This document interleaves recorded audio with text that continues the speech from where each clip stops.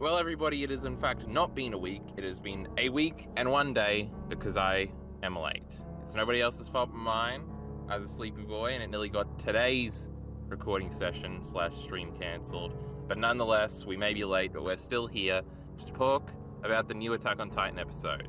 Now, I haven't even double-checked my stream title. It is episode 9, guys, correct? Yeah. Yes, I think. I mean, I've got it as episode 84 because that's just how how the episodes number Everybody- themselves. Yeah, everybody's got a different fucking episode stream. I say that, but I feel like I'm the only one doing season 4 part 2 episode like 1, Yeah. 2, 3, 4, 5. It's episode 9, I think. But before we get into it, we got to introduce everybody. Bacon, not here again. Shake my head. Busy or something. Big fan. So let's start with Mr. R, who's back as always. Hello, everyone. I'm Riker7, or Mr. R, and I like Attack on Titan. I'm a big anime boy. Well, relative, I think, to Kyle. I'm a big anime boy. Would I say I'm a big anime boy? Well, no, you're not a big anime boy. Very That's- definitely. Oh, yes, relative. Okay, I'm sleepy. All right, wake up. And we are also joined by Mr. Elite Ari. Yes, hello, I am Elite Ari, and I now have 4 YouTube videos, and I love Attack on Titan. Still haven't seen the 4th one. Yeah, it's Yeah. a minute long. Big commitment. Yep. Well, let's go around as we usually do, as our structure has been determined, and do our little intros about our episode thoughts. Let's start with Mr. R again. So overall, obviously, good episode. It's a chapter I very much liked from the manga, so I was interested to see how they were going to handle it. There was some weird, I guess, editing choices in it, but I'm not too sure how I feel about it. And then there was one, there's a character death confirmed that was never confirmed in the manga, so it'll be interesting to talk about that. I remember you posting in the Discord about this, but I don't think I saw you clarify who that was. So I'm still. Oh yeah, I was saving it for unaware, this. but I was we'll get saving it for we'll, the stream. We'll get into it, yeah. But first, Mr. Ari, you go ahead. So let me think. So this chapter, I guess, I really like. Like, it's probably in my top 10 of the series. I think the episode did a pretty as good as a job as you could probably do for the content, because it is a lot of just like talking around the campfire, I guess, the whole episode. And they made one small thing that I'm going to talk about later, I guess, that was kind of opened my eyes to something that I never realized in the manga. So I always like that. So yeah. It's interesting you say open your eyes to something, because Miller mockingly opened my eyes, saying that it was dumb and way too unsubtle to something that I hadn't thought about that's so obvious in retrospect. That It made might me be think that. about some things relating to subtlety generally, that I would do want to get into later about a forest. This chapter takes place in a forest. I didn't ever fucking think about that. How fucking stupid am I? Yeah, I pretty hadn't clever. either. You're Yes. not alone. Yes, I think that's the point about. I want to talk about subtlety later, but for me, I haven't really thought. I did engage with some discourse. I did, of course, watch my normies reaction yesterday. Of course. Who knows when yesterday was and today was, but I did at some point watch this video. I think it was today. In fact, I think I'm a liar. But yeah, and they seemed rather positive about the episode. But for me, I am also pretty positive about this episode. Directorially, I think it might be my favorite, or not my favorite, but my favorite since, I think, the one before the Ymir one, right? Because that's the one that, yes, I think, or it might be the one before that. I'm thinking the one where we do the panorama shot where everything sort of freezes in time. The Two Brothers episode. That's the one. That's two before the Ymir one. Yeah. Because the one before is just Yeah. flashbacks. I think directorially it's my favorite since then. Talking about discourse, I'm a liar again, because Minty is doing this thing that he watches the episode, the Raws, as they like air in Japan on this Twitch channel that illegally hosts them. I don't know how I'm getting away with that, but he'll always send me like 50 messages as he's watching it, mocking the show. He doesn't seem to like it very much at all. But he was talking, because in my upcoming video that I plan on having out today, because this was going to happen yesterday, but now hopefully it'll be tomorrow. But that last part still isn't scripted. Whatever, I'm a mess. I talk about the miscellaneous insert shot in that script, and I've shown him the script, and he was talking about, well, if you like fucking miscellaneous insert shots, it'll be tested in this episode. I don't think that's entirely what happened, but there is a lot of weird shot choices that I like, because I like weird shot choices a lot. But I think that's where the controversiality, what a word, comes from in this episode. But yeah, no, I think I I was agree. building up to a point, but I mumbled too much. But yes, go ahead, Mr. R. I think I agree. I'm not too sure how I feel about it. It was a bit odd, I guess. It was the inserts almost every single time. I don't know if it was because they needed to like show some kind of time passing between each of these things that happens, but yeah, we'll get into it. Well, they're not really in the manga, so I'll have to try and use my big brain to remember these things. Oh, another thing, I guess we are going to try, and it's only my responsibility, try and reach out a little bit more. Not yet, but hopefully at some point. I see Nate and Mr. H, because that's what I say when I can't say people's names. They're all in chat. But anyway, do we just dive in chronologically, or does anybody have anything to say before we do that? I'm fine with diving in chronologically. You've got we've got a bit less time than usual today, so yes. Well, we get the gene thing. They did it. I remember some speculation, because sometimes they don't do like flashes or stuff. We talk about like the diagonal panels that they cut. A lot of the time, not all the time. I saw some people worried if this. Oh, it's only one page. But if this would be one of those things. But indeed, we did get it. Again, with the insert shots, not exactly miscellaneous insert shots, because it's rather clear what these insert shots refer to as we get the. Felt a bit too much to have cut. I think, yes. But again, I rather like this. I like the shots of the alcohol. I'm trying to remember what other ones, because there's a bunch of him on the balcony, or things on the balcony rather. But it does sort of set up, because that is sort of how we'd shoot if we were shooting this with a camera IRL the rest of the episode. But I think this was generally done well. Anybody anything got any cutting to say about this? Yeah, it was good. Further grown up Jean is a handsome man. Mikasa with the long hair again. Mr. R thinks fascist John is handsome.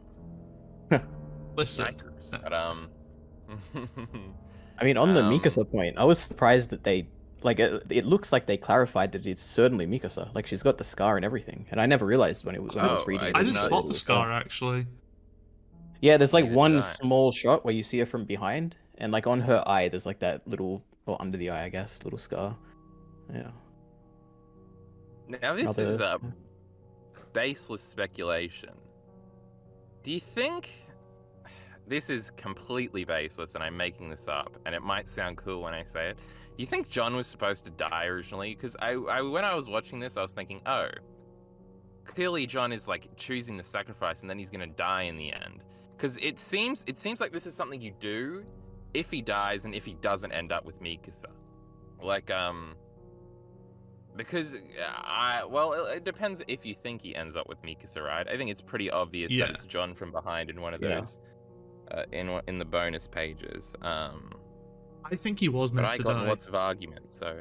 I think there was meant to be a lot more death in general, but I know that Isayama did change. I don't know how often he changed things and how late into the series he changed things. Maybe at this point it would have been too late, but I know that originally he wanted a much more grim ending, where presumably Eren would have just destroyed the whole world. I don't know exactly what. We never found out exactly what the details were, and that's probably a good thing, because then the fan base will start saying that's the better ending. Do that. Because that I don't know. I don't want to call it talking point. That sounds so negative seeming. But that factoid about the more grim ending has been around since like 2014. I feel like when I first got into it. So I think it was around obviously Clash of the getting Titans he trained- changed it. He said he was changing how it was ending. Yeah. And that's a long way to change stuff. I always remember, and again, this is completely baseless because you shouldn't trust what people say on the internet, but including us. I remember people saying that it was because the anime got so popular, and he felt like a responsibility or something. In Clash of the Titans, I think the end of the Clash of the Titans is when the anime ended. Though it would have been like I was going to say 25 chapter span because it came out over 25 weeks, but Attack on Titan comes out monthly. But I don't know anything. It's kind of, I think it's kind of silly to go down these thought patterns of like until Isayama like says, yeah, maybe. Because again, just as somebody who I guess does creative work on the internet, and as my audience, you probably talking more to chat would probably know I change my mind about everything constantly. So to think about that on a larger scale, in sort of like the creative mind of Attack on Titan, like things have to change constantly. I don't know if we can point to a single example of like somebody who seems steadfast in their vision since like chapter 1. Unless it's like a shorter series, then obviously you could do that. But over like how long was Attack on Titan going? Like 11 years. 9 to 20. Yeah, 11 years or so. It's your mind has to change at some point. Oh yeah, absolutely. And even then, the details of how you get there will change as well. But yeah, I feel like both Jean and Connie were meant to die. Yeah. In the end, and that would have been like the completion. Connie would die and his mum would get to live. Yeah. Because they have that moment in like the second last chapter, right, when they're transformed into Titans, and it's sort of like maybe if Isayama had this idea of their death in his head, like he still included that end moment, and then ended up having them come back anyway. Yeah. I mean, it's possible, but it's also possible that it was just that's how he intended to do it from the start.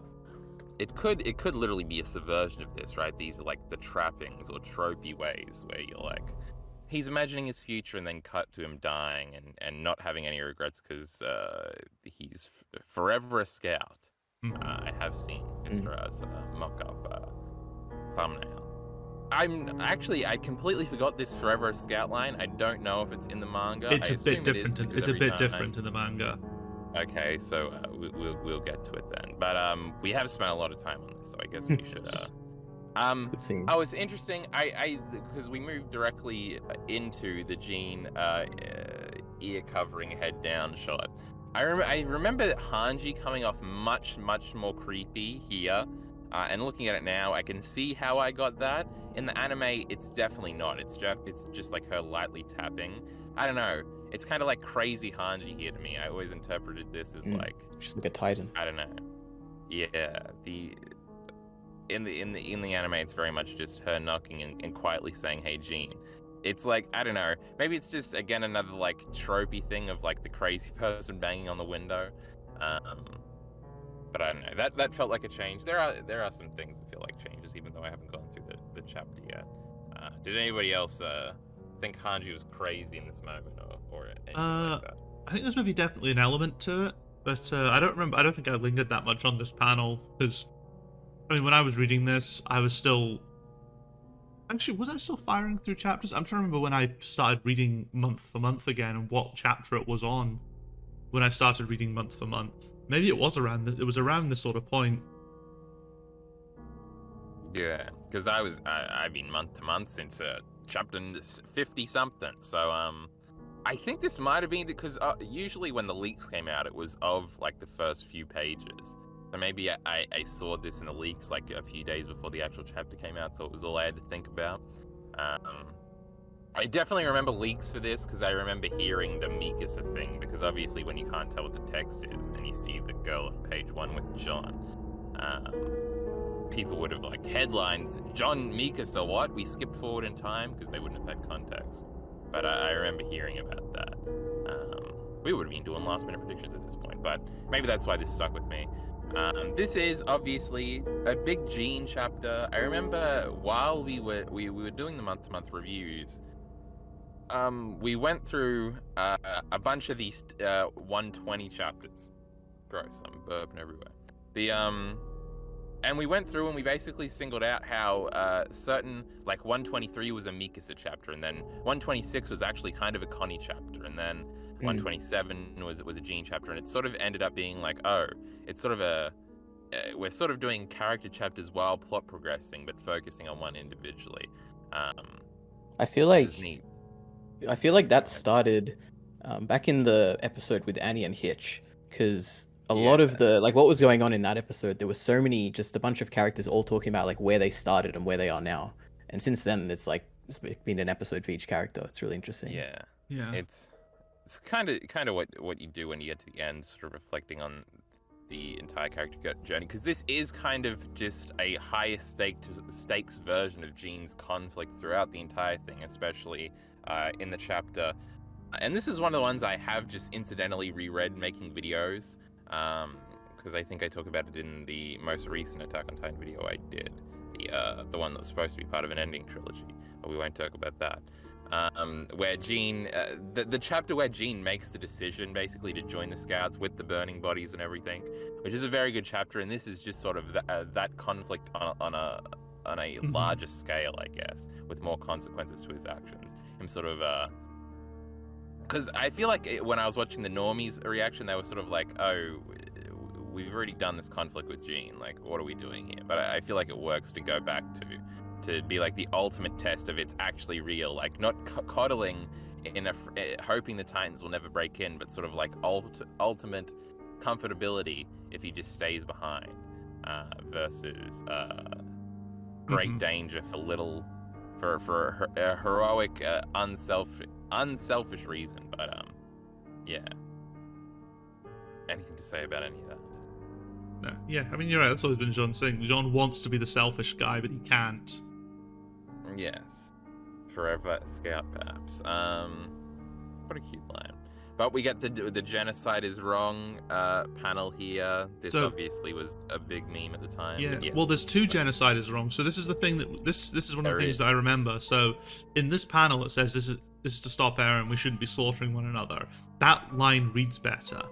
In the anime, the first time they say it, Hanji kind of goes, "This is to stop Eren. Genocide is wrong," and it's just like they say it properly later. You know, when they slam their fist down and sort of shout it, and that's good. But the first time it's said, it's just a really weird connection of lines. It was just a really weird connection of lines. So, is the version that I've got on screen how your version reads? That's a fair point. I should probably be getting the physical copies out for this.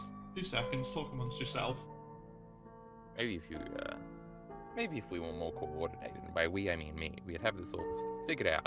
But I remember when the leaks came out, because obviously everybody at this point, when this was still very controversial, I guess it still is kind of controversial, the genocide is wrong panel was mocked a lot. Oh wow, the physical copy is even weirder. We're here to stop everyone.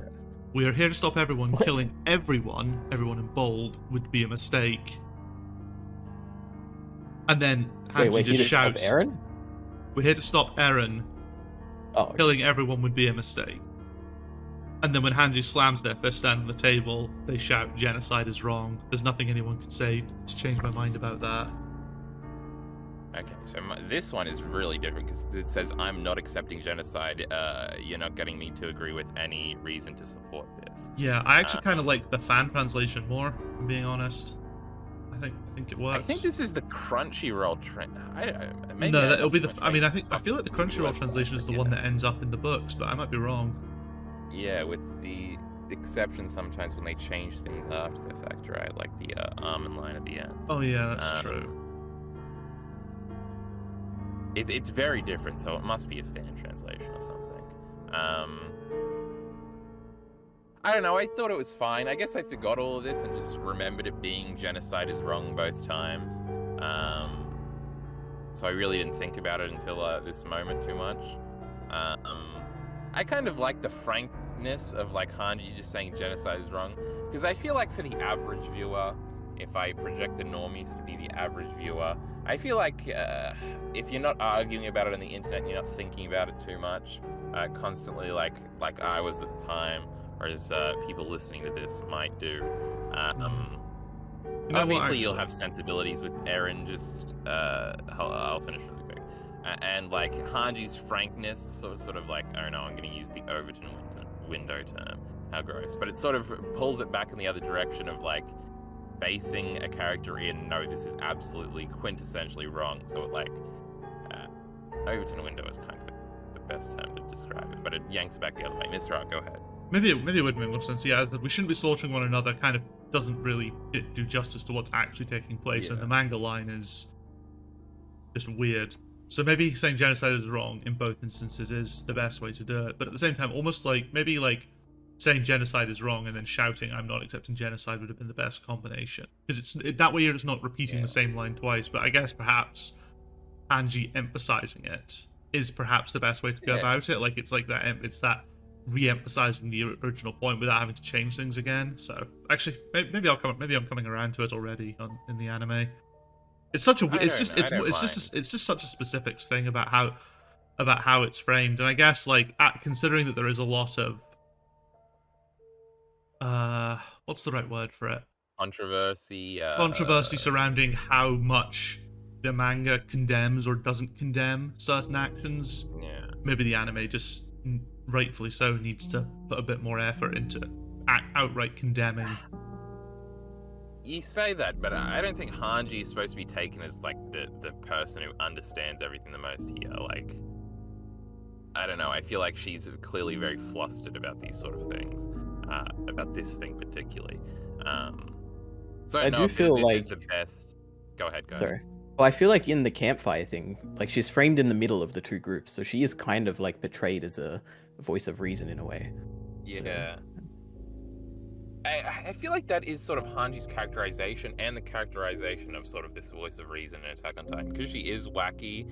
I feel like this is also a tropey thing, like the wacky person at the end of the day, the person who doesn't really understand the things actually kind of sees through the bullshit and understands it the most. They kind of do that with Marco, right? Because Marco really doesn't know shit and about anything, but sort of him being Marco and I guess what makes Marco special and him wanting to talk even back then.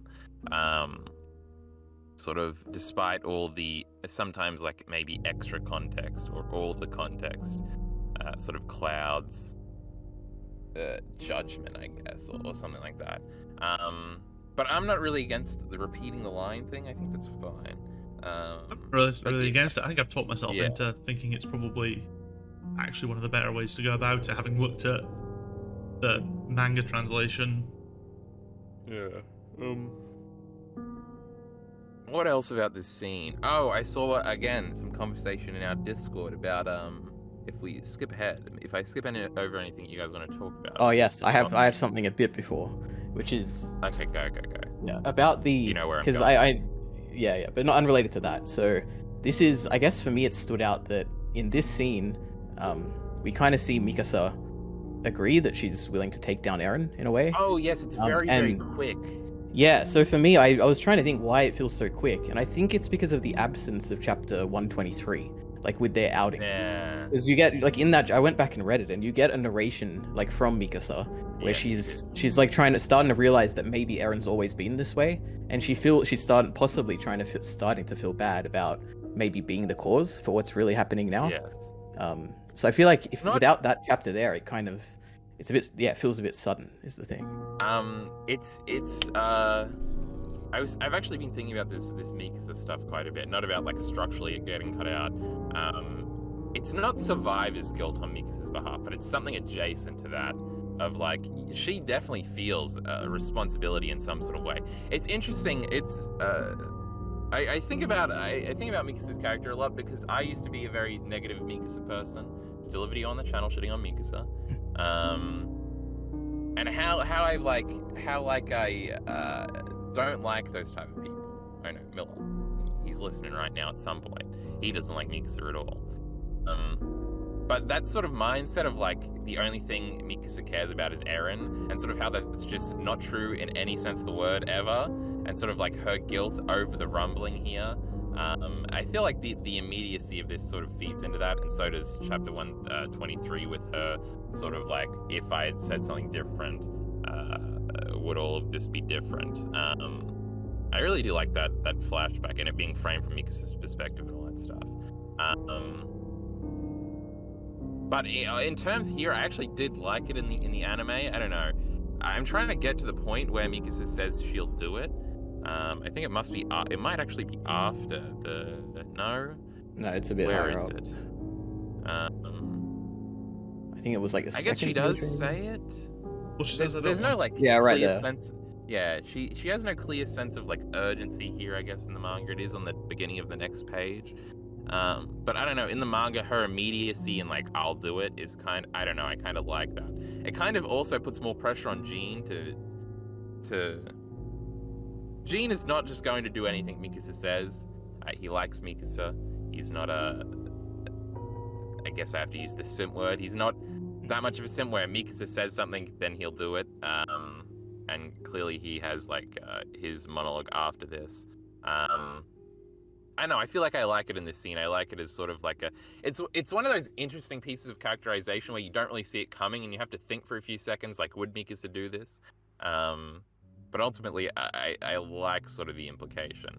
I haven't thought about the cutting of 123 in terms of this moment. So, do you Ari not like the moment then, or because of I the mean, I think 123 cut? it still works because obviously there's two levels it still works. One is that it obviously what Eren's doing is wrong, so Mikasa's like, okay, we got to stop him. Like, it's an obvious thing. But on the second hand, like when we will eventually see that scene, so on retrospect, we'll kind of Hopefully. see, like, yeah, hopefully we'll. I'm pretty sure we'll see the scene. It's pretty important. And on retrospect, looking back here, we'll be like, okay, so maybe that's what was going on in her head. So it still works to me. It's just less impactful, I think. Yeah. I don't really remember this moment too much, so I don't know if I can assess whether or not it's more or less impactful. Yeah. It did stick out to me in the episode though. I just thought about how they're gonna do 123. Do you think that? I Yeah. feel like this would be a fuck up, but do you think? Because it seems to be the case that I don't remember if Mr. R said 130 or 131. He's been going on about this every time, but I think he might be correct. I think if the last episode is sort of framed as a Ramsey and I forget their fucking names. I don't think it's Ramsey and Hilliel. I think it's just before that. I think they'll be introduced in the so? movie. Yeah. Oh yeah, so you think the port, right? Yeah. Back to me. Yeah, that would be a good introduction. I think they'll open with the 123 flashback. Yeah, I think I might be differing in this what do I call it, warning here about how I don't want this to be done. I guess maybe I shouldn't say I don't want it to be done until I see it. But what could happen is we could be ending on Ramsey getting squished and like we see the flashback from his perspective and sort of we have like this whole episode about him before he gets stepped on. Well, and that's how we see all that stuff, but then it wouldn't be framed through Mikasa's like character, and it would sort of cut all the Mikasa stuff out of there. But I mean, there is also a flashback sort of like... already when Ramsey's getting squished, isn't there? When there's Eren apologizing to him, because that doesn't happen in 123. Yeah, that happens true. later. That happens like during the freedom scene. Yeah, isn't that in 130 though? Because isn't that framed from more Eren's perspective? We could 131. do it then too. 131. It's part of the rumbling chapter. Yeah, I mean, can't I wonder. 130, 131 in my brain. Nate's saying we've got a confirmation that it ends on 130. I thought that was just assumed based on the rate that it was going at, rather than a confirmation. Maybe. It'll be interesting how they try to fucking include this goddamn flashback. Are we convinced it's a movie? I feel like, yeah. Unless they're going to create the final season part 3, then it's going to be, which will be really weird. But there's just certain stuff. Final season for 5 years, boys. Let's go. I just don't think that there's stuff that's going to be in. Then again, I said that about some of this chapter, but I just don't think that some of the Ramsey and Halil stuff, like the rumbling chapter, they'll be able to show on Japanese television. Well, then put it in a movie. Like, I don't think you can show like a 12-year-old getting their brain caved in in any context. Yeah. Well. Sounds like somebody else's headache, boys. I don't think we gotta fucking worry about this. We will be worrying about it, though. We'll talk about it constantly. We'll talk about it next week, I guarantee. We'll need it. If there's a film, we'll need like a feature-length post-film discustion. Kyle will need to like buy. Kyle will need like either 2 laptops or a battery pack. Yeah. By then I'll be rich. I'll have the battery pack. Patreon will be booming. Yeah. You can join the Discord, fellas. $1 a month. we're gonna run out of time at this rate, so we better. Yeah, we gotta hurry up. To mention that. All right, quickly, we got to talk about the scene. There was some discourse in the Discord, Lamau, about seeing how maybe we see the scout bodies too much.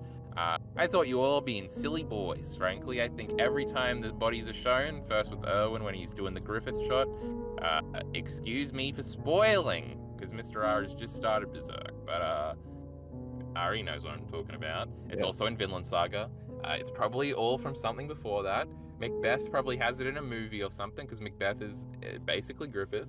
I know fucking Shakespeare. Don't fuck with me. Actually, I know like 2 Shakespeare things, alright? Those are the things we had to do in school. Moving on, I'm wasting time. We got the body shot with Erwin, and then I think it's here, and then obviously it's in the last chapter.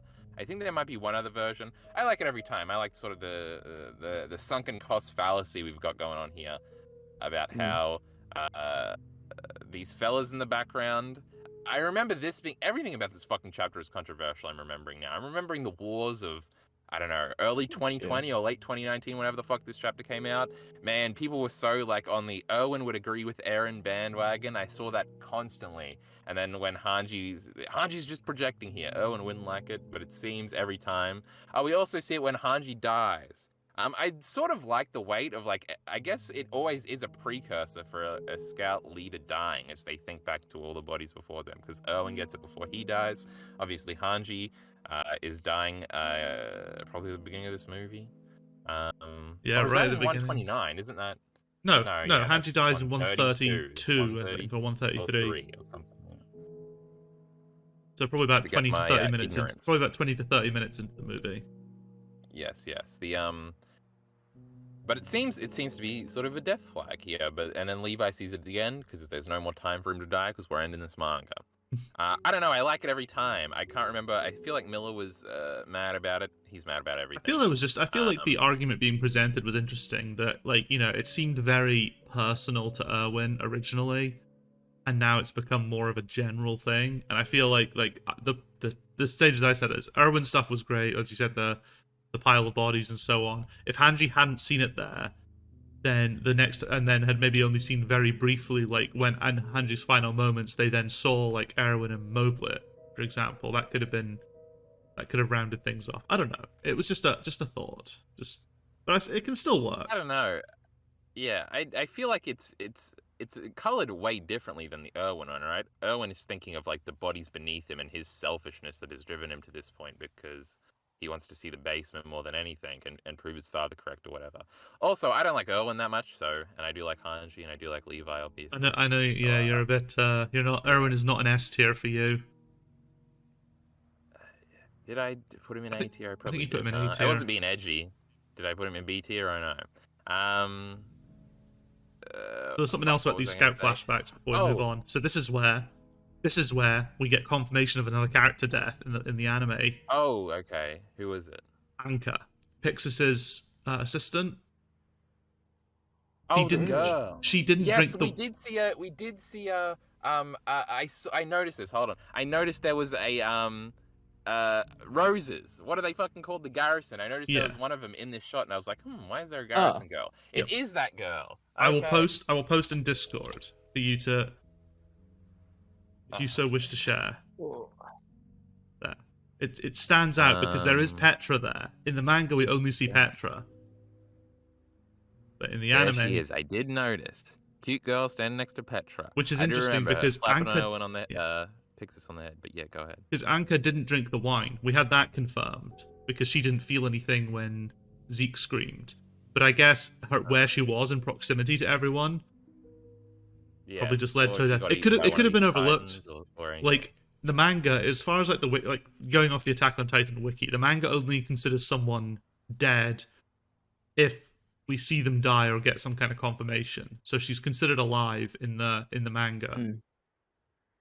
Nate's saying she drank the wine. Well, she didn't drink the wine because she explicitly said she didn't feel anything when Zeke screamed. Well, I mean, in the anime, she said she didn't feel anything.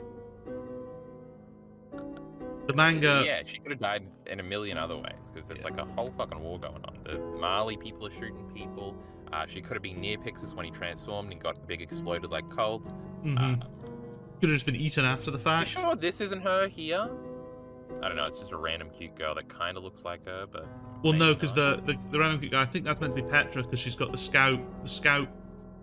Well, I just cloaks don't are things remember only what the Petra scouts looks like. wear. That might be true. Hey, get down, Discord. Justice for Anchor. Yeah. I don't know. She It was doesn't just in really, the- she's not in like the. No, she doesn't appear Go at ahead. all again. Like we don't see her since we don't in the manga. Her final appearance is when everyone's feeling Zeke scream from far away. I was gonna say she's not in the final shot with Glasses Boy, so No. she either dies or lives long enough to become a Jaegerist. So good for her. She's dead. Yeah, I think it's a cool Um, addition to the anime. Yeah.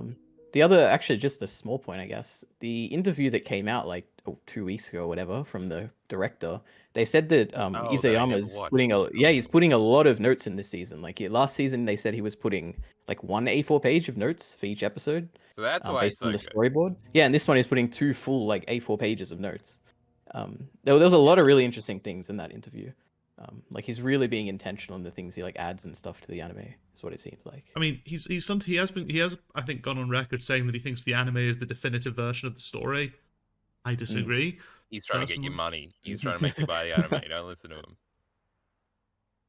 Anyway, But yes. I'm sure he. I don't know. I'm not. I think it's a bit of both. I don't think he's actually lying.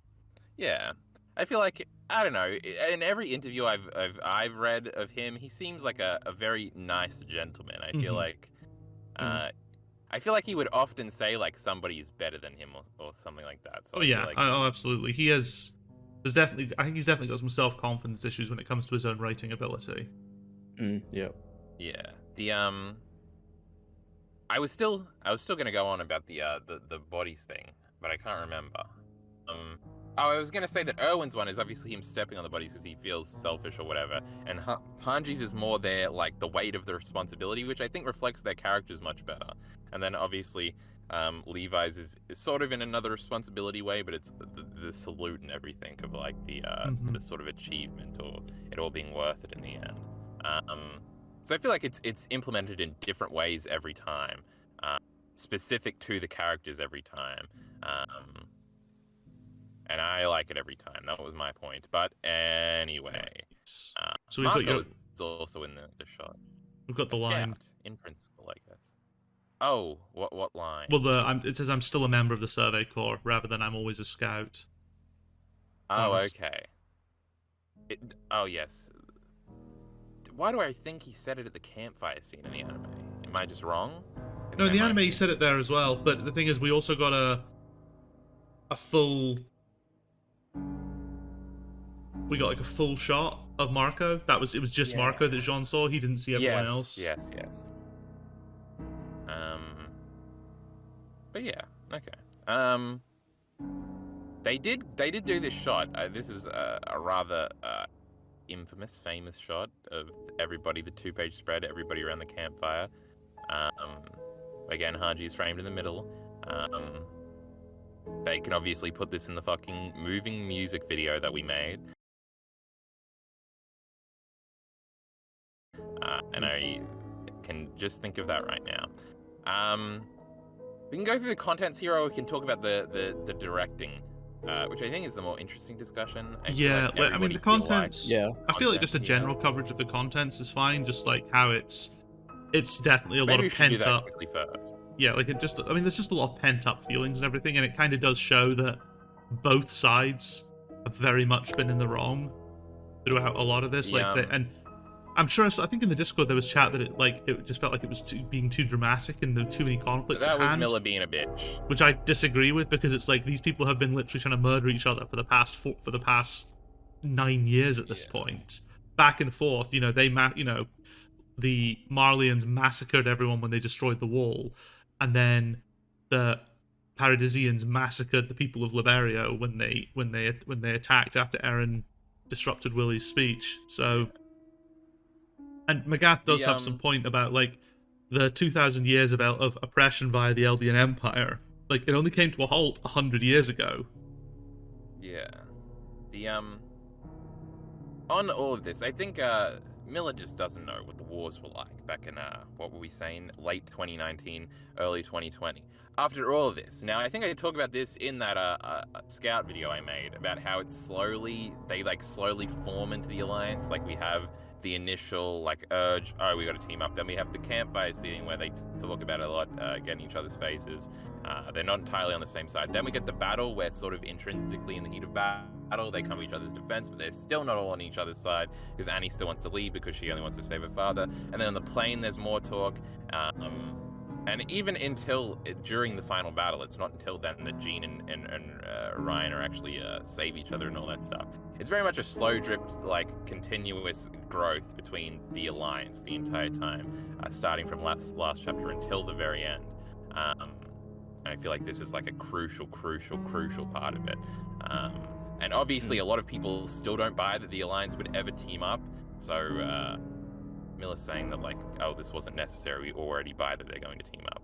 I don't think that boy knows what he's talking about. But well, I think like, it's well, a I guess different what perspective, I think of reading through Sorry. it versus monthly and things like that. But go ahead. Well, I mean, what I noticed this chapter was, it's episode, I guess, that it felt like they were bringing the kind of ideological like battles that they're having down to the personal level, where you're like, it concludes with the whole Marco thing, and then the relationship between Reiner and Jean in a way, where I feel like this is the first step where they're trying to kind of bring it down to that level, which is something that gets emphasized a lot in 137 with Zeke and Armin a bit.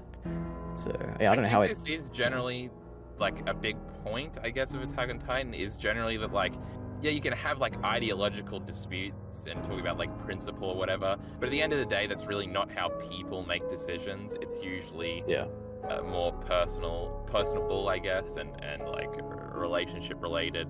Are you gonna do what's right, or are you gonna help your fucking kid bury the body or whatever? I was gonna build to something there, but I think I forgot completely. Fuck. Ari, tell me what I was gonna say. You were gonna talk about Zeke. How much you love Zeke. I was going to do that somehow. How much 137 is the best chapter. Yes. And that's all I'm gonna say about that. Oh, I was also gonna say before that I haven't been reading chat, but we gotta fly through this thing because I was late and Mr. R has real life adult things to do, like go to work. So we gotta speed through some of this shit. Fuck. Oh, MacArthur generally seems kind of prickish here, I think, more. I feel like it's even worse in the anime, though it was pretty bad in the manga. Yeah, I feel like the anime you like him, but... saying in Discord, I feel like in the anime you notice his turning point more in this chapter. Like, after Gabby gets kicked and starts apologizing, MacArthur, like, he gets that expression. It's very clear that this is that's a change for him. Yeah, I have before I was mentioning I had something that changed my perspective in this episode. That was with the whole Gabby thing apologizing, and then them playing and framing the scene to mirror the one from Declaration of War, where you've got Reiner, like, apologizing to Eren, and at the same time, you've got Willy Tybur giving his speech asking for help from the world. So in two ways, like, it's a really effective, like, change or thing they've added to the scene, which is that, like, first it works for Reiner and the scouts because it's like kind of reflecting what Reiner was doing in a way, like apologizing before. Yeah. But it also works really well for bringing MacArthur around, and I think that's why it works so well, because it is a reflection of what Willy Tybur was trying to do, which he was working alongside. It's kind of it's an interesting direction choice every level. Yeah, it I really like that. And the Tybur level of, like, Willy was doing a prickish thing and doing it all wrong. Yeah. Whereas Gabby is doing it all right here because she. And I think that's why it works so well with MacArthur, like, changing and like seeing at this point. Yeah. Because as much as MacArthur, like, goes on and on about Eldians, he does very much care about his warrior unit and about Gabby and Falco. So that's a personal thing again, right? Of like, in principle, he might think he's like a racist and he might take pride in that, but in reality, he likes Gabby. if we go over the content thing really quickly, because we don't want to go line by line, because again, we don't have time and stuff like that. I guess this is kind of a directorial thing that I do want to talk about after this. But Ryan Shorty get the shit beaten out of him, and they did that very well. Fuck, there was another thing I was scrolling through. The Marco line I really, really like. I made at the end of the Core Themes video. The fact that his last line somehow comes back into play, very clever. Fuck, I was scrolling through it and I saw it. Oh, the Yelena thing. I still don't know if I get the Yelena thing. Yelena is still kind of a mysterious character to me. I don't think I ever entirely figured out her fake backstory and sort of like,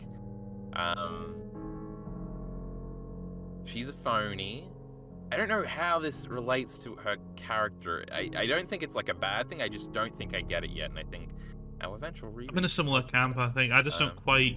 Yeah, it's not quite clear to me why... I feel like I sort of was going down a thing when I was watching the episode about how she just sort of I think the normies use the word narcissist when talking about this scene. Yep. I don't think that's entirely the thing. I think again it's supposed to be a more personal thing of like she just wanted, I think, a prince or something, and maybe because she's so big she doesn't get princes because she's a girl, so she wants somebody taller than her, and when Zeke's in Titan form he's taller than her. I don't know, I went down this weird fucking road of like sort of like feeling it too boring and faking reality. I feel like that's definitely I call everything a trope now, but I guess everything is a trope.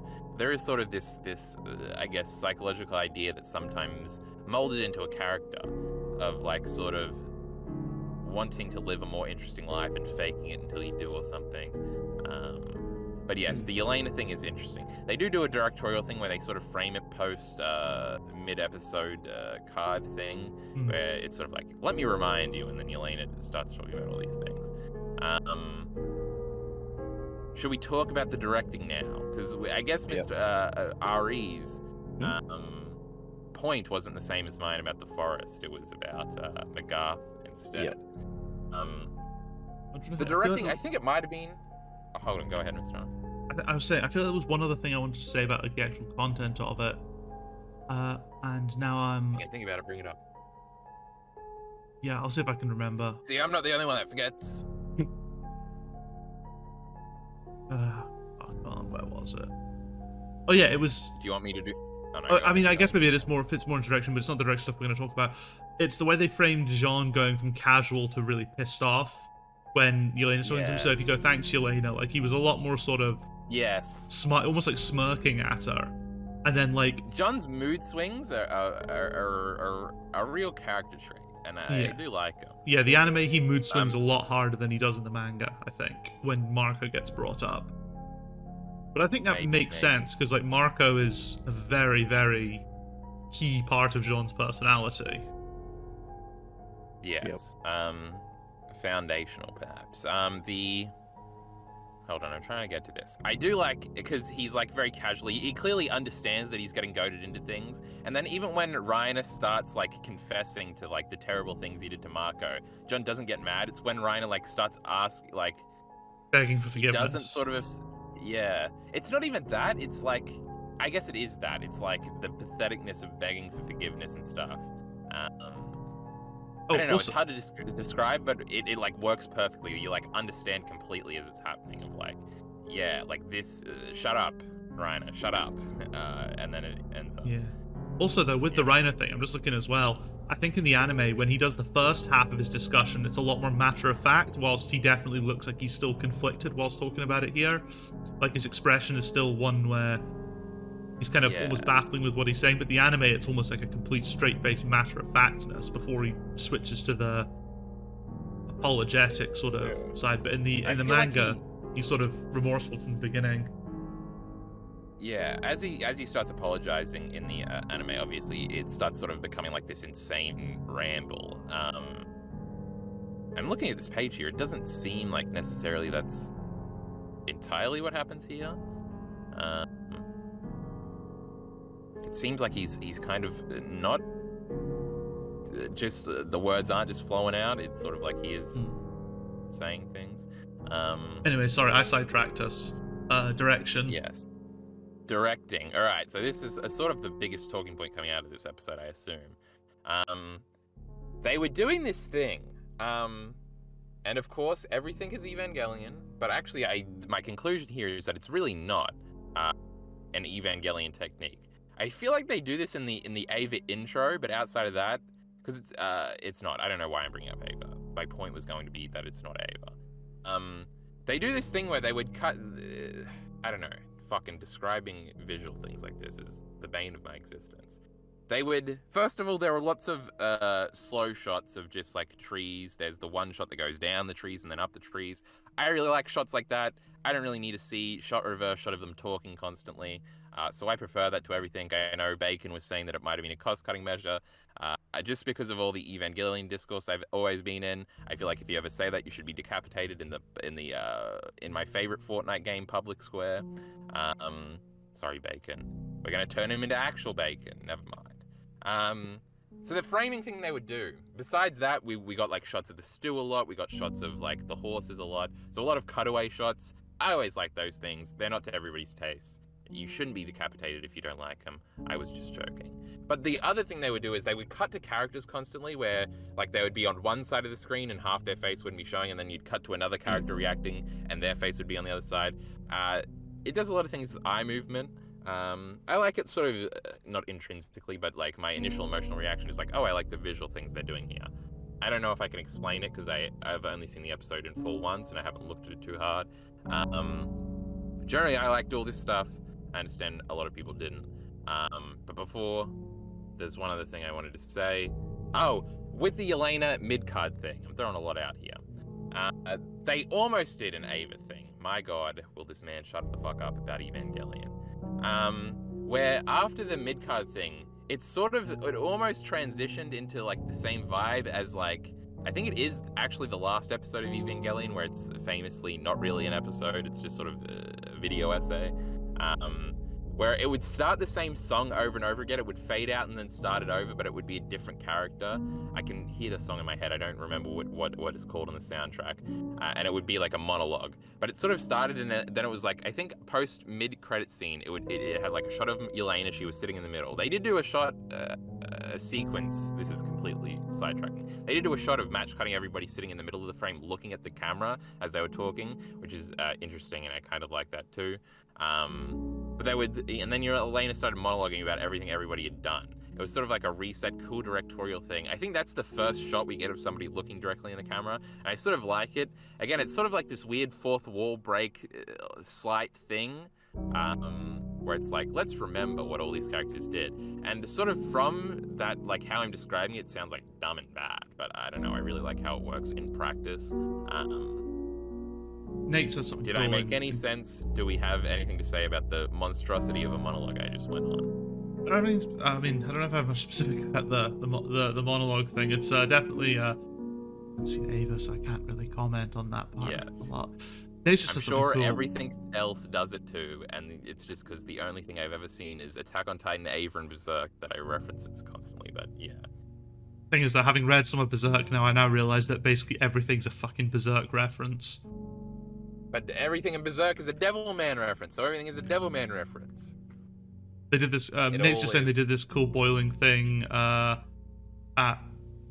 the during the Mikasa and Annie confrontation was escalating. The stew started boiling up, and then when Annie puts her hand down, the stew dies down.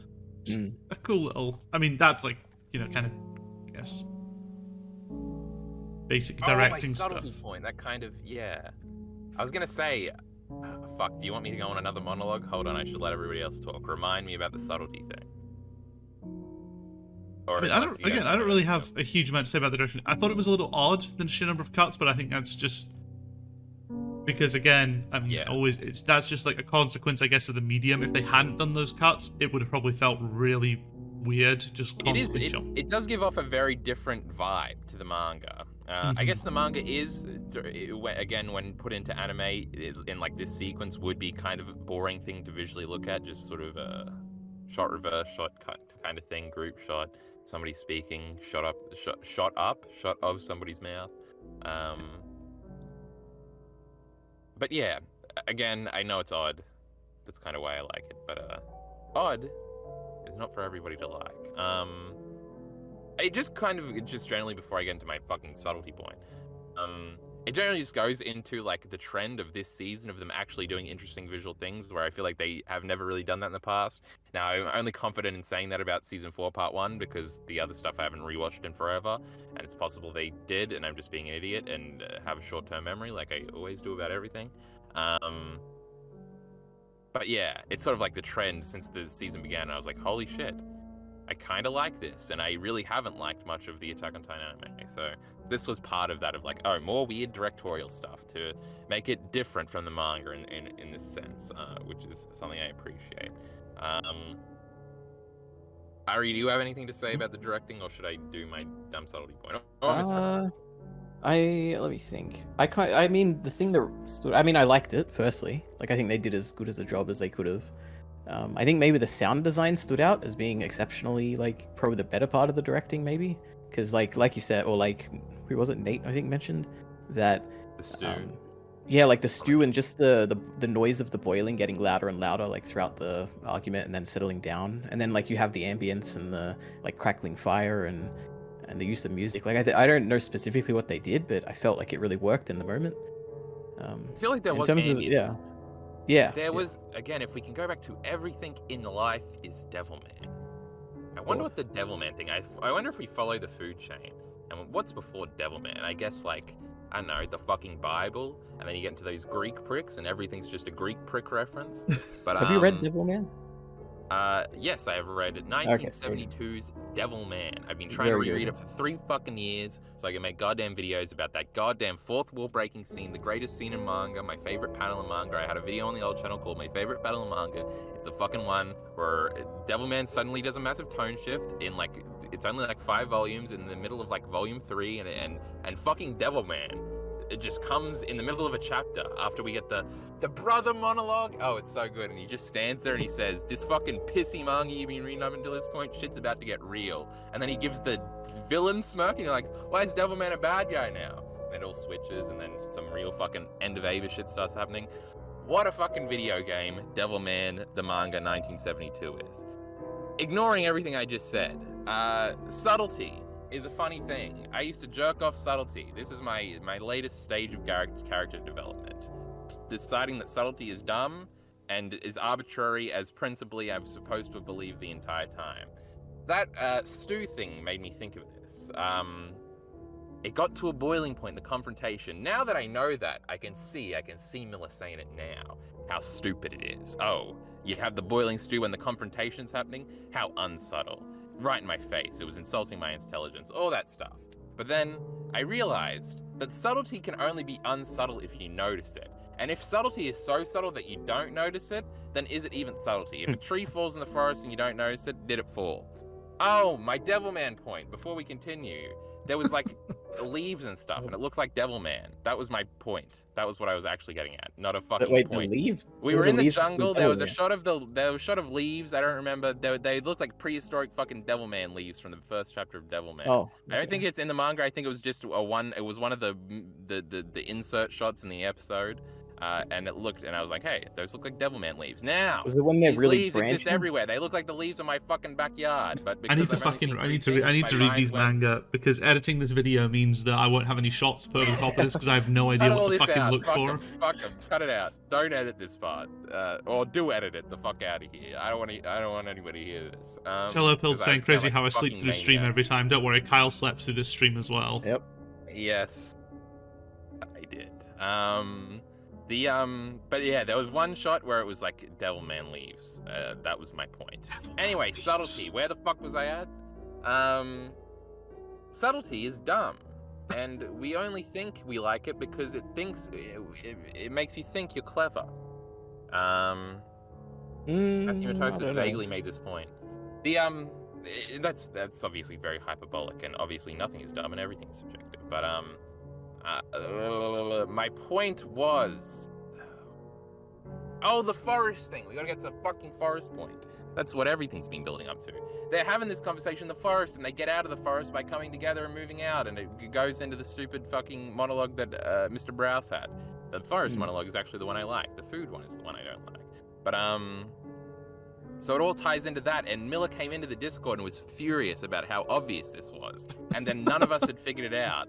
And so my point there was like, oh, to Miller, obviously everybody's interpretation is valid, but it just like reiterated to me like, now that I've noticed that after the fact and it was pointed out to me after the fact, and it like completely went over my head, I think it's like genius. I'm like, how? Since this chapter came out 2 years ago, and I've never seen anybody talk about how it's in the middle of the fucking forest, and it works into that metaphor, and they move forward by coming together. Yeah, totally, like, totally fair. Everything fucking clicks together. I mean, but Miller noticing it in the moment makes it seem so obvious to him that he's being beaten over the head of it, and he was like mad. Now, Miller obviously has an agenda to dislike Attack on Titan because sometimes I shit talk the things he likes, and we have this sort of adversarial relationship where we're just pricky and pissy and cunty to each other constantly, and we will never reprieve from this. That's why I send him tweets shitting on One Piece all the time, just for catharsis sometimes, because to make him defend his position, even though I mean, at the same time though, like when Miller pointed it out, I felt like a fucking dumbass for having not seen it or noticed it. Yeah, that's another point though, because it seems so obvious in retrospect that it's like so unsubtle, but to us, it's the most subtle thing in the world. We didn't even fucking see it. So subtlety is completely arbitrary, and it's funny. It's just like everything else in art. I feel like, again, this is a very personal thing even to me, for like my reverence I would have had for subtlety 2 years ago, and how even like 4 or 5 years ago, I remember I used to shit on anime dialogue a lot. That was like one of my big talking points. You can even see it in my second most popular video. By the way, Griffith video, nearly at 400,000 views. But my second most popular one, that's about like 220,000 views, the Black Lagoon one, the best anime relationship. The first 5 minutes of that video are fucking terrible. It's like every bad opinion I had like 4 years ago crammed into the beginning of that video for no reason. Shitting on anime dialogue is one of the things. Black Lagoon is so much better than everything. It has good anime dialogue. Shut up, idiot. But yeah, I even like flash Naruto on screen to shit on Naruto for no reason in that Black Lagoon video. God damn it, what an idiot. But back then, like, Naruto dialogue is bad because it's cringy and because it's too obvious and there's no subtlety and it's exposition, and like all of these things I don't agree with anymore. And subtlety, I feel like, was the last one that was clinging on as something like I objectively liked or something like that. I did the little quotation marks with my fingers when I said objectively there. And it's dead. Subtlety is dead, and Miller buried it. Did that make any sense? The forest thing. A little bit. Right? Miller seems very pleased with himself right now in chat, so the takeaway is that I'm more perceptive than the people who love this.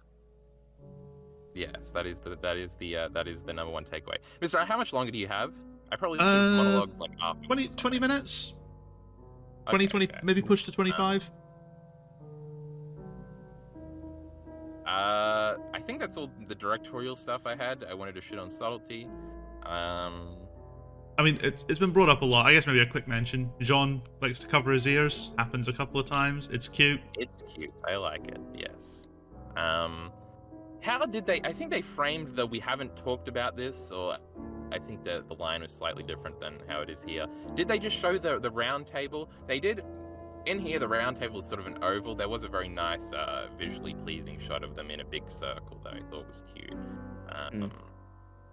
Again, how unsubtle they're doing the Knights the Round Table fucking thing, where they all come together. Yikes, not even subtle at all. Yep.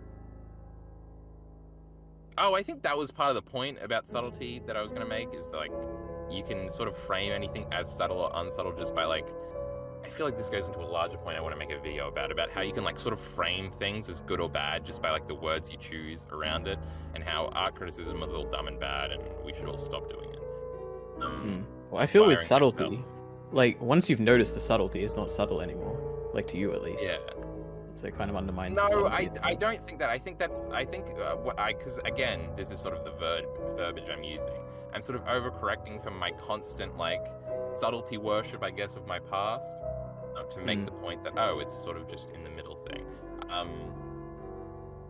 Now that I've noticed it, I do really like it. Like, I like all the subtle things. Mad Men is the most subtle thing in the fucking world. It's my favorite thing of all time.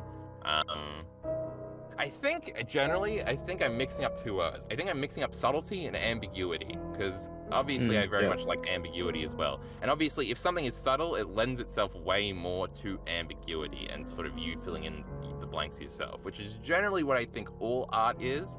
Even things that aren't subtle, is you still, like interpreting it and filling it in the blanks and personalizing it. I feel like a lot of like YouTube discourse is not about that. It's like trying to frame it in like this general sense of like objectivity, I guess. I should stop using these words. But objectivity is great. It's great. Yes, it's a fun Listen, time. if you adopt it, then you might be able to make like a 9-hour video about one episode of Attack on Titan. Yes, it's great. yes. Every frame will go past. But fuck. I lost the last thing I wanted to say about that. Me losing a fucking point? Another thing, I think the praying mantis showing up around Mikasa as the animal which decapitates their partner is subtle even after you notice it. I don't think that things are unsubtle after you know. Like, again, you can only call something subtle if you have noticed it. Fuck, what was my final line gonna be? Mr. I had to bring up Mauler. God damn it. Derailed me. Devilman? Ava? No, it wasn't Devilman. It should have been Devil. Ava. We're getting closer.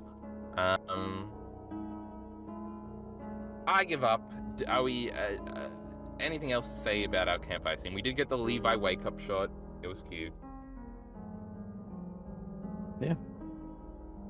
Are we done with the campfire scene? I feel like I think so. I mean... Again, Magath stuff, very good. Like, just those 3 panels where all he says is Gabby. 4 panels, I should say, and that conveys basically his entire shift in character. It's so good. And the anime did a good job with it. I feel like every character moment in this is really good. I feel like we should reiterate, because we're kind of skipping over it, that campfire scene good. I think everybody should say this 3 times. Campfire scene good, campfire scene good, campfire Top 10 scenes in the manga. Yeah. Yes, it's all very good. Just too much to cover. Yeah, I think I don't remember if I finished this point earlier, but the Gene waking him up and completely being on board, like, yeah, of course I'm gonna help, is sort of part of his mood swing thing, and it's very cute. The conversation on the thing about how this is like, again, it's sort of taking this sort of. Somebody needs to hit me and say, if you ever say trope again, I'm unsubscribing for my 15 months. That's you, Mr. O. You gotta say that to me. If I say trope again. Trope is fine. Trope is trope. Yeah, but Miller has pointed this out. It's like the last 2 months. It's all I want to say. It's getting a bit bad. But, I've just replaced using the word trope with meme sometimes. That's a way to mix things up. Yes, you can always soften something by calling it a meme. Because meme can mean anything in modern day vernacular, especially on the internet. Sometimes you just say a joke is a meme. Oh no, I bloviated and forgot the tropey trope I was going to trope about. The conversation here is sort of like between like jilted lovers. It's like they're flirting, but it's like after this massively emotional. This is Gene and Reiner in the card afterwards, where he's like, "I'm not apologizing to you." I can see Asuka having this interaction with Shinji while they're in the swimming pool. The real scene in Ava, thermal expansion, and how that relates to boners. Real episode, Magma Diver. I love it. There's one thing actually I want to bring up about this scene in the anime. I don't know if I missed it or not. But the bit where Jean goes, "I can't forgive you," and he goes, "I know," and then Annie asks, "And me?" I don't know if I missed it in the anime, but I feel like that "I can't forgive you, I know" part, I just didn't. My brain didn't remember that bit, so in my head, I can't remember, because in my head it went straight from Jean going, "You're not getting an apology," to Annie going, "And me," and I'm like, wait, no, that can't be right. Why the fuck would Jean need to apologize to Annie? And I just can't remember those 2 panels being in the anime now. I remember she did say "and me," but I don't remember saying anything in response to that. Yeah, but I don't remember if that was predicated by Jean going, "I can't forgive you," or if it was predicated by him going, "You're not getting an apology." I think it was just the "you're not getting an apology." Yeah, so that makes no fucking sense. Why would John need to apologize to Annie? Miller says he thinks you're right. Yeah, I think they missed 2 panels, 2 kind of important panels, because it makes Annie's line so fucking weird. Fucking panels too. The Annie line is like an awkward Attack on Titan joke. I feel like Isayama does it a lot, where Annie is just like trying to assert herself, and the joke is that Annie, shut up, you're like not a character, which is kind of funny. But Annie's also an S tier top 3 character. She absolutely is.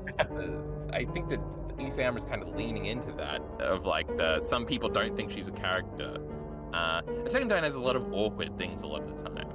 It's part of its charm. But that's good because humans are awkward, especially Isayama. Yeah. Isayama is an incredibly awkward human being. Fuck, I forgot another thing.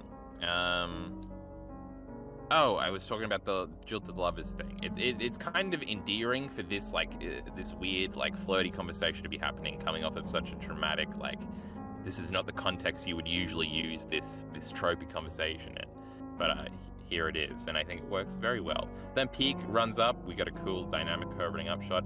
I feel like the shots of the Jaegers at the end were pretty cool. That we didn't get the singular vertical flock shot that I like very much here that this chapter ends on, but I feel like they did a cool way of doing it. I do a couple of things. I saw TikTok was thirsting over Peak again because we got a full shot of Peak after she'd emerged from her Titan, all sort of looking all steamy, quite literally.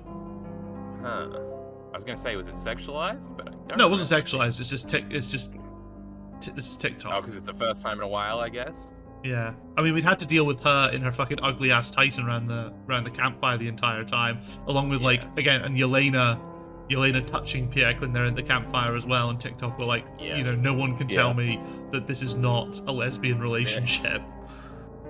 The Jaeger shots are cool.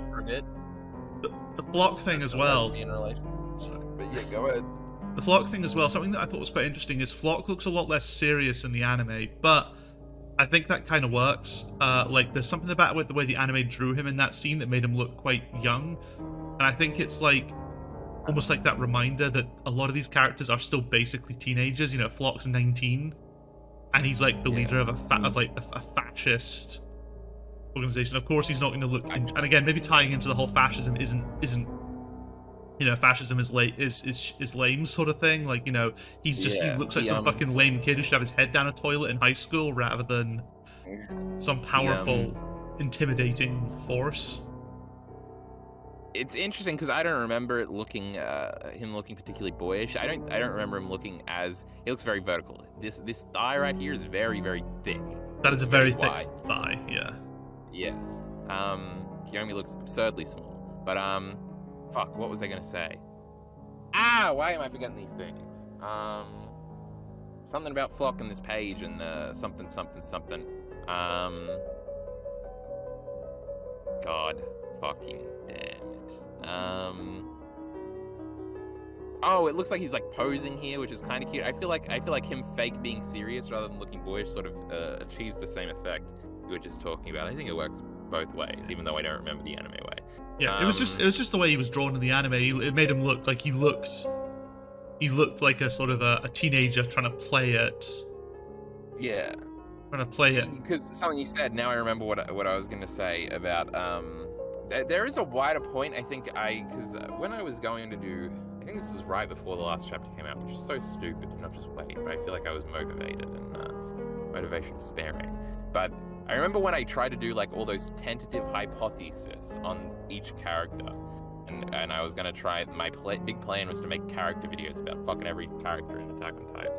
I remember a big thing that I started to notice in doing that was sort of this reoccurring theme of these characters didn't really have childhoods, and that sort of being why they're sort of so immature coming into their early adulthood, I guess, of being 19, like you just said. And Flock is sort of a quintessential example of this. Same with Eren, the freedom panel of him being a kid again, and all that stuff. But that was something I wanted to bring up because Flock is this little menace, fucking 15-year-old seeming, controlling this fascist Jaeger's force. So yeah.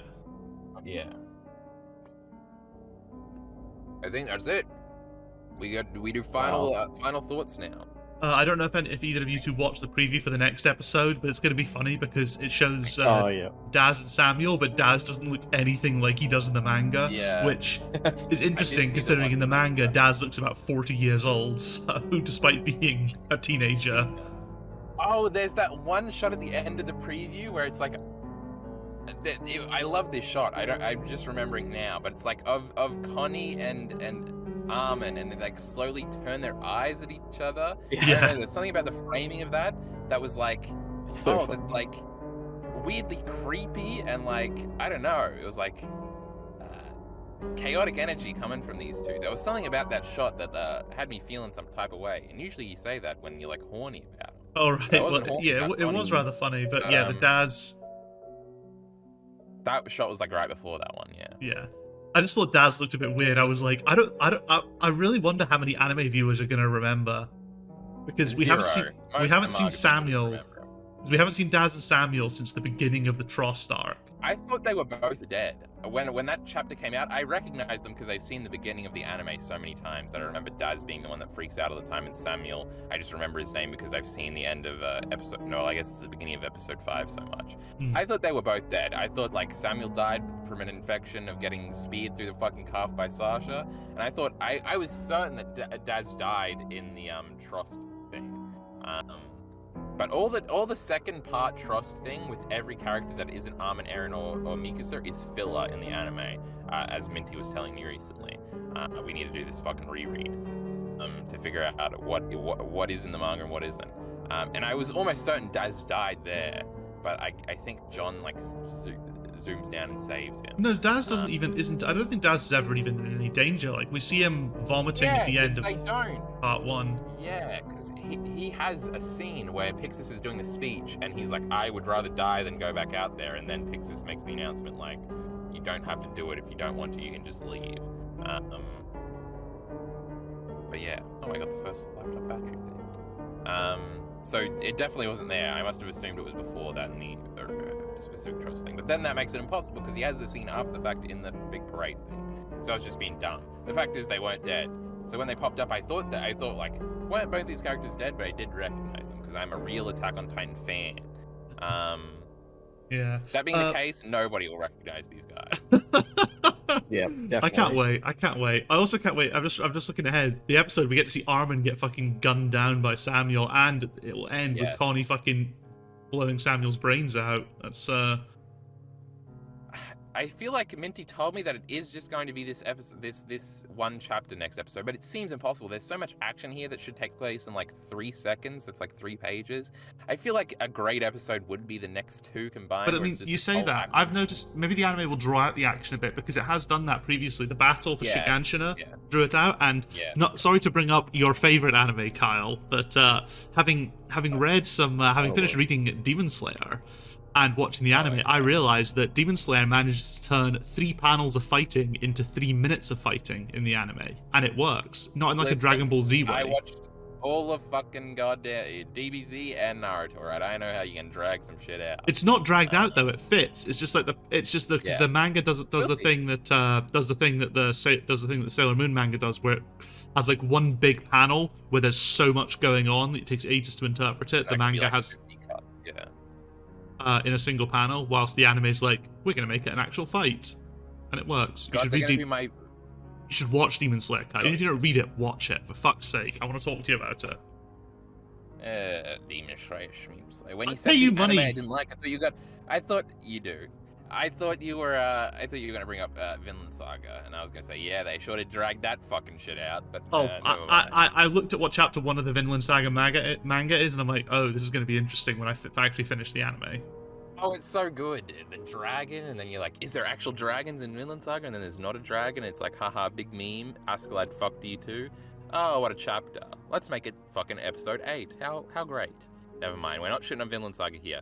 They're gonna do my page, the Bertolt page, where it's awkwardly out of line and it's so weird and the paneling is so cool. We've done a bunch of crazy shots. They're probably not gonna do it, is the point I want to build to here, because they don't do these shots of him remembering Bertolt.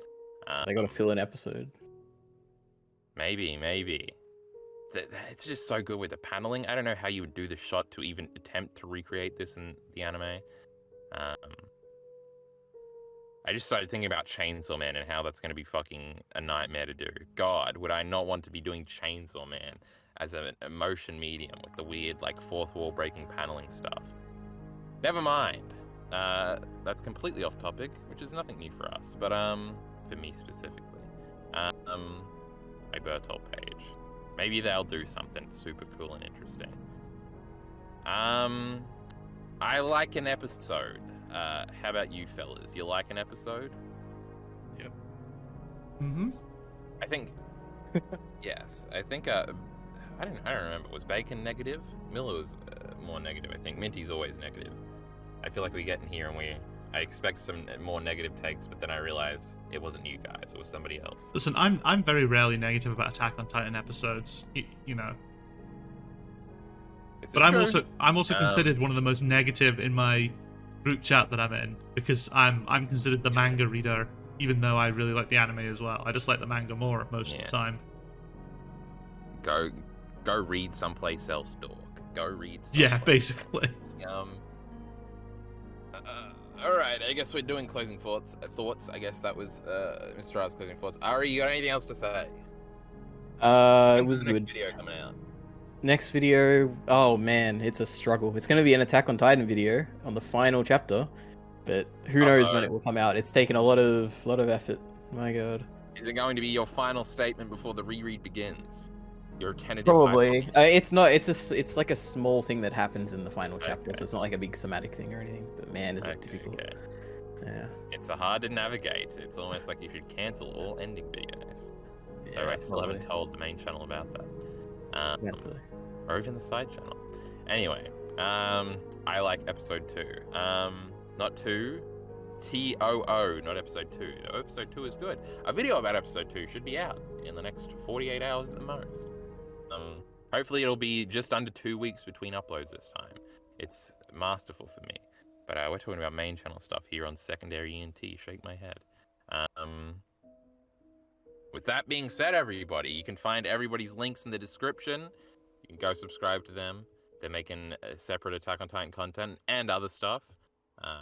How many views does that big video have, Ari? Are you at 1,000 yet? I haven't. Yeah, it's too many. Because season 2 for that anime got announced yesterday. Now it has like 1.2 thousand views or something. It's crazy. Oh. I can't believe it. Yeah. Jesus Christ, he's taken over, Mr. Elite RE. What's that series called? There will be some listeners that'll like. Oh boy, I don't know. It's Mushoku Tensei, but it's particularly about the web novel rather than the anime. Yeah, so go read someplace else, dork. Is that what you're saying? Yep, pretty much. Well, if you like that shit, head over there. I watched the video. I really didn't know what was happening. I did get jealous of the editing, but there we go. Everybody's links are in the description. Mr. R is still playing Elden Ring, I presume? Yep. Slowly but surely. But yes, so if you're into that stuff, that wacky video game nonsense, head over there. But with that being said, put links in the description below. Thanks.